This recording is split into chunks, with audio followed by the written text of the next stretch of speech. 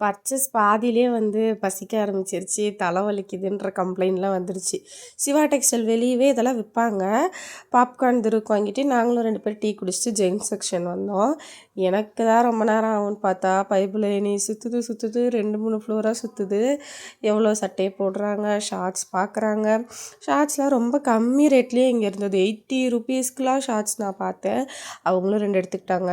காத்திருந்து காத்திருந்து காலங்கள் போகுதடின்ற மாதிரி ட்ரையல் ரூமுக்கு வெளியில் நானும் காத்திருக்கேன். டிசைனாக நானும் பார்க்குறேன். வெளியே வந்த மாதிரி தெரியல. ரொம்ப நேரத்துக்கு அப்புறம் வெளியே வந்தாங்க. வெளியே வந்துட்டு எல்லாம் ஓகேன்னு சொல்லி பில் போட்டுட்டு பார்த்தா லைட்டாக மோடமாக பிடிக்க ஆரம்பிச்சிருச்சு. சரி ஓகே, லஞ்சு போத்தீஸில் ஃபுட் கோர்ட்லேயே சாப்பிட்டு போயிடலாங்க, கொஞ்சம் ரேட் கம்மியாக இருக்குன்னு போனால் இங்கே பாருங்கள், எங்கே திரும்பினாலும் பயங்கர கும்பலாக இருக்குது. எங்கேருந்து தான் மக்கள் இவ்வளோ வந்தாங்கன்னு தெரியல. மதியான டைம் கும்பல் இருக்காதுன்னு மதியானமாக பிளான் பண்ணி வந்தால் எல்லோரும் அதையே யோசித்து வந்துட்டாங்களாட்டிருக்கு. எப்படியோ ஒரு வழியாக அடித்து பிடிச்சி 2 இடத்த பிடிச்சி பேக்கெல்லாம் போட்டு வச்சாச்சு. அதுக்கப்புறம் அங்கேருந்து நேராக மங்களன் மங்கள் தான் சாப்பிட்டுட்டு வந்தோம். இங்கே கொஞ்சம் பர்ச்சேஸ் வேலையும் இருக்குது.